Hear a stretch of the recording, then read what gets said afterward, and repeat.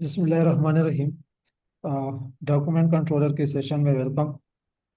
आगे प्रोसीड करते हैं। आज जानते हैं डॉक्यूमेंट कंट्रोलर इंजीनियरिंग के प्रोजेक्ट्स के हवाले से थोड़ा डिस्कस करते हैं। इंजीनियरिंग के प्रोजेक्ट्स की बात की जाए तो उसमें हंड्रेड्स ऑफ थाउजेंड्स ऑफ आपके पास डॉक्यूमेंट्स होते हैं, जिसमें आपके पास डिज़ाइन ड्राइंग्स आ गई, स्पेसिफिकेशंस हो गई, या टेक्निकल डेटा शीट्स आपके पास हो गई।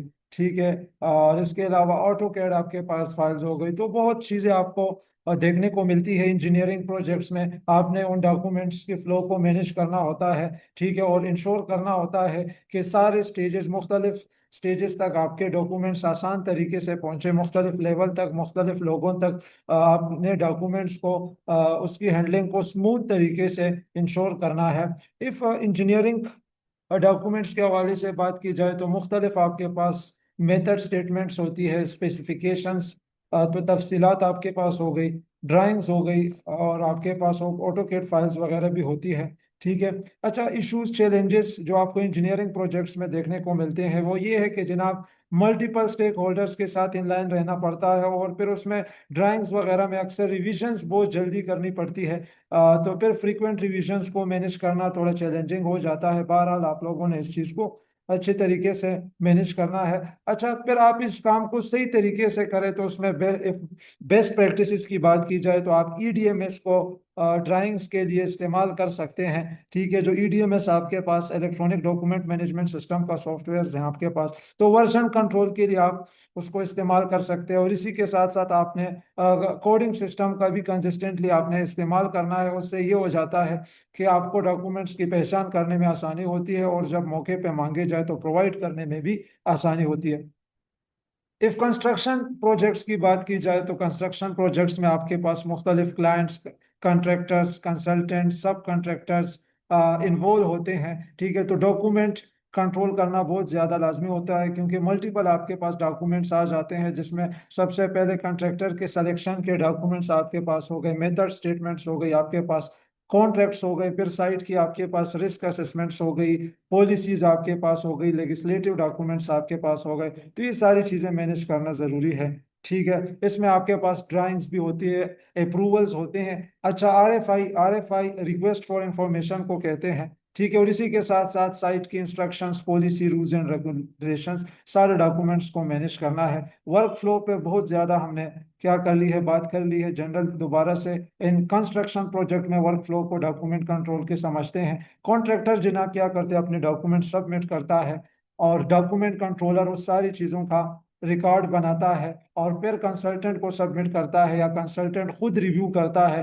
कंसल्टेंट के रिव्यू के बाद फिर चीज़ क्लाइंट के पास जाती है और फाइनल उसके अप्रूवल होता है। अच्छा, कंस्ट्रक्शन के प्रोजेक्ट्स में डॉक्यूमेंट्स को कंट्रोल करना लाजमी है। ठीक है। ताकि आप मुख्तलिफ चीज़ों से बच सके, आपसे डॉक्यूमेंट्स मिस ना हो जाए, या आप कंसिस्टेंटली आप आउटडेटेड ड्राइंग्स वगैरह को इस्तेमाल ना करें। ठीक है। मुख्तलिफ इसके लिए टूल्स हैं, एकोनिक्स, प्रोकोर हो गया, BM360, जो डॉक्यूमेंट एक्सचेंज के लिए आप इसका इस्तेमाल कर सकते हैं। अच्छा, ऑडिट और इंस्पेक्शन में के हवाले से डॉक्यूमेंट कंट्रोलर का किरदार हमेशा याद रखें। ऑडिट और इंस्पेक्शन में डॉक्यूमेंट्स की आप इफ वैल्यू को देखें तो वो आप अबाउ 50% है। ठीक है। इंस्पेक्शन और ऑडिट्स के दौरान एक्यूरेट डॉक्यूमेंट्स रिकॉर्ड डिमांड किए जाते हैं आपसे, और आपने फिर एक्यूरेट डॉक्यूमेंट्स रिकॉर्ड प्रोवाइड करने होते हैं। फिर मुख्तलिफ आपके पास ऑडिट होते हैं, इंटरनल भी होता है, एक्सटर्नल भी होता है। क्वालिटी के ऑडिट्स हो गया, ISO 9001, जब आपकी कंपनी क्वालिटी मैनेजमेंट सिस्टम को इंप्लीमेंट करती है और अपना ऑडिट कराती है। फिर सेफ्टी के ऑडिट्स हो गए आपके पास, हेल्थ सेफ्टी एंड एग्जीक्यूटिव के। फिर फाइनेंशियल पैसों के मामला से रिलेटेड भी आपके पास ऑडिट्स होते हैं। तो उन सारों में आपका ताउन, आपकी कंप्लायंस बहुत ज़्यादा ज़रूरी है। ठीक है। आपका ऑडिट में क्या किरदार होता है, आपके पास जितनी कंट्रोल कॉपीज हैं, SOP, स्टैंडर्ड ऑपरेटिंग प्रोसीजर्स की, या पॉलिसीज की, या सर्टिफिकेट्स की, उनको प्रोवाइड करनी होती है। और फिर आपने सारा ट्रेसिबिलिटी के लॉग्स को मेंटेन करना है, अप्रूवल के रिकॉर्ड्स, ठीक है, वो भी आपसे मांगे जाते हैं। ठीक है।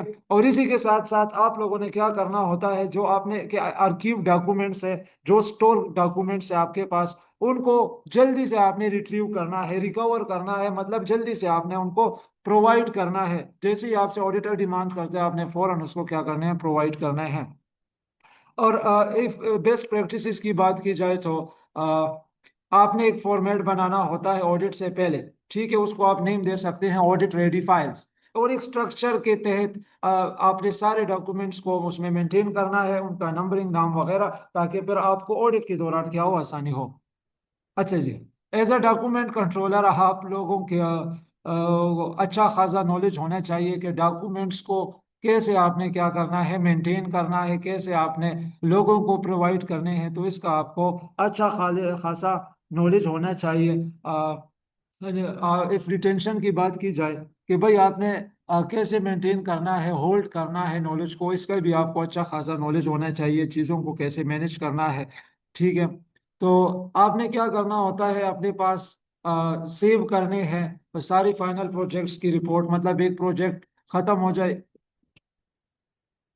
सॉरी, एक प्रोजेक्ट खत्म हो जाए, उसकी रिपोर्ट्स आपने मेक श्योर करना है, सेव करनी है फ्यूचर के लिए। ठीक है। और इसी के साथ साथ लेसन लर्न का रजिस्टर भी आपने क्या करना है, मेंटेन करना है। और तीसरी चीज, आपको हर डिपार्टमेंट का अच्छा खासा नॉलेज होना चाहिए कि भाई इस डिपार्टमेंट से रिलेटेड कौन कौन से कंपनी के डॉक्यूमेंट्स हैं। ठीक है। कंपनी का डॉक्यूमेंट मैनेजमेंट सिस्टम होता है, उस तहत सारी चीज़ें डॉक्यूमेंट कंट्रोलर मैनेज करता है। तो हर कंपनी का अलग से उनके डिपार्टमेंट्स होते हैं, तो आपको हर डिपार्टमेंट का फिर अच्छा खासा नॉलेज होना चाहिए। इफ कम्युनिकेशन स्किल्स पे बात की जाए तो एक डॉक्यूमेंट कंट्रोलर इंजीनियर्स के साथ, मैनेजर्स, वेंडर्स, ऑडिटर्स और क्लाइंट्स के साथ इंगेज होता है। तो उसके लिए उसके पास अच्छी स्ट्रॉन्ग कम्युनिकेशन स्किल्स होनी चाहिए, ताकि वर्क फ्लो स्मूथ तरीके से चल सके और आपके काम में क्लैरिटी हो। अ, कुछ की कम्युनिकेशन एरियाज है, मतलब आपको क्लियर ईमेल राइटिंग आनी चाहिए। ठीक है, आप प्रोफेशनल तरीके से इंग्लिश में फोन पे कन्वर्सेशन कर सके। ठीक है, और आप मीटिंग्स को क्या कर सके, कंडक्ट कर सके, और फिर उसमें डॉक्यूमेंट के वर्कफ्लो को एक्सप्लेन कर सके।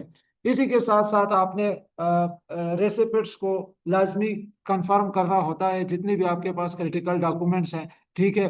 आपने स्टैंडर्ड्स टेम्पलेट्स को समझना है अच्छी तरीके से, और अपनी कम्युनिकेशन के दौरान जर्गन्स का इस्तेमाल नहीं करना, ये मुहावरे को कहते हैं। ठीक है। तो आपने अपनी बातों में मुहावरों का इस्तेमाल नहीं करना, अपनी बातों को बहुत ज्यादा सीधा साधा रखना है। अच्छा, टाइम मैनेजमेंट के हवाले से बात की जाए तो टाइम मैनेजमेंट बहुत ज़्यादा लाजमी है। क्यों लाजमी है? अक्सर आप लोगों को क्या टाइट डेडलाइंस मिल जाती है, आप लोगों ने थाउजेंड ऑफ फाइल्स को मैनेज करना होता है स्ट्रिक्ट डेडलाइन के अंडर। ठीक है, तो ये चैलेंजिंग हो जाता है। तो इसलिए आप लोगों को टाइम मैनेजमेंट पे बहुत ज़्यादा फोकस करना है। ठीक है।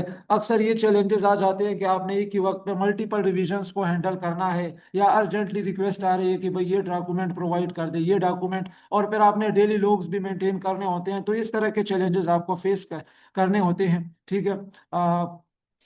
आप कॉम्पिटेंट ही तब कहलाते हो जब आप टाइट डेडलाइंस के अंदर आप काम कर पाते हो। ठीक है, तो इससे आपकी कॉम्पिटेंसी लेवल का भी पता चलता है।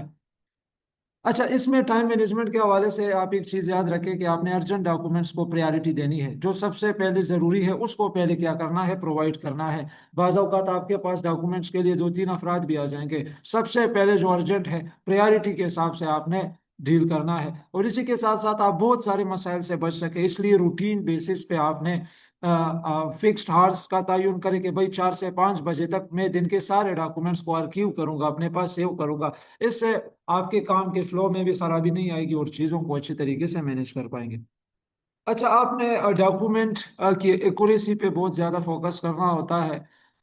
क्योंकि इफ़ आपसे कोई मिस्टेक्स होती है, छोटी सी मिस्टेक भी इफ़ आपकी हो किसी डॉक्यूमेंट नंबर में, रिवीजन में या डिस्ट्रीब्यूशन लिस्ट में, उससे बहुत बड़े प्रोजेक्ट इश्यूज बन सकते हैं। तो आपने डबल चेक करना है नंबरिंग को, मतलब एक दफ़ा चेक कर लिए, दोबारा चेक करने हैं। ठीक है, कब जब आप डॉक्यूमेंट्स को इशू कर रहे हो। ठीक है। और आपने सबमिशन के लिए चेकलिस्ट को बनाना है। ठीक है। और इसी के साथ साथ क्रॉस वेरीफाई का तरीका अभी आपने अपनाना है। मिसाल, अपने पास एक रजिस्टर मेंटेन कर ले, मास्टर रजिस्टर, और उसी के साथ फिर डॉक्यूमेंट्स के क्रॉस वेरीफाई करें। जैसे हम नकल करते हैं, एक चीज में देखते हैं दूसरे में देखते, इसी तरह क्रॉस वेरीफाई आपने करना होता है। अच्छा, इफ आप गलती करते हैं, आपसे कोई एरर होती है, तो उसके नताइज भी होते हैं। ठीक है। मिसाल के तौर पर आपने कोई आउटडेटेड ड्राइंग प्रोवाइड कर दी। ठीक है, तो उससे क्या होगा, सारा काम दोबारा कराना होगा। ठीक है। आपने क्लाइंट को कोई रॉन्ग डॉक्यूमेंट भिजवा दिया, उससे क्या होगा, लॉस ऑफ क्रेडिबिलिटी। ठीक है ना। और क्रेडिबिलिटी किसे कहते हैं, क्वालिटी ऑफ बीइंग ट्रस्टेड। ठीक है, क्वालिटी ऑफ बीइंग बिलीव्ड। तो आपका वो एतबार उससे खराब होता है। तो हर आपकी गलती के नताइज भी होते हैं। ठीक है, तो इसके लिए आपने एक्यूरेसी को मेंटेन करना है, बहुत ज्यादा लाजमी है। इसी के साथ साथ एथिक्स और कॉन्फिडेंशियलिटी पे बात करते हैं। ठीक है, एथिक्स अखलाकियात आपके पास आ जाती है, मोरल प्रिंसिपल्स वैल्यूज, उसको एथिक्स कहते हैं। अच्छा, एज अ डॉक्यूमेंट कंट्रोलर आपको बाज़ औक़ात सेंसिटिव कॉन्ट्रैक्ट्स, टेक्निकल डिज़ाइंस और कंप्लायंस रिपोर्ट्स को हैंडल करना होता है। बल्कि आपके पास सारा डेटा ही सेंसिटिव होता है। ठीक है, एक प्रोजेक्ट का डेटा एक सेंसिटिव चीज़ है। ठीक है, तो आपने फिर सेंसिटिव डेटा को हैंडल करते वक्त अपनी एथिकल रिस्पॉन्सिबिलिटी शो करनी है कि भाई आप कॉन्फिडेंशियल जो डॉक्यूमेंट्स है कंपनी के वो डिस्क्लोज नहीं करेंगे, किसी अनऑथराइज्ड बंदे के साथ शेयर नहीं करेंगे, डॉक्यूमेंट के फ्लो के दौरान इम्पार्शियलिटी मेंटेन करेंगे, मतलब कोई फेवरेटिज्म ना हो, कोई चाचू मामू का बेटा ना हो। ठीक है, और इसी के साथ साथ कॉपी राइट और इंटेलेक्चुअल प्रॉपर्टी राइट्स के भी आपने क्या करनी है, उसको भी रिस्पेक्ट देनी है। ठीक है।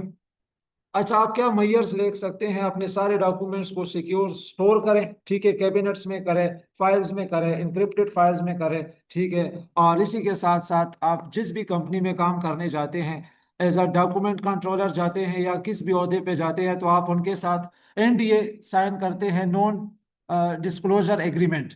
ठीक है, नॉन डिस्क्लोजर एग्रीमेंट कैसे कहते हैं, उसमें आप प्रॉपर हलफ लेते हैं कि भाई मैं कंपनी के जो डॉक्यूमेंट्स है या जो कंपनी का डाटा है वो मैं किसी के साथ शेयर नहीं करूंगा, वो मैं अपने तक महदूद करूंगा। ये कंपनी की रिक्वायरमेंट है। आप जिधर भी पूरी दुनिया में किसी रजिस्टर कंपनी में काम करेंगे तो उधर कॉन्फिडेंशियलिटी के हवाले से नॉन डिस्क्लोजर एग्रीमेंट आपसे साइन कराया जाता है।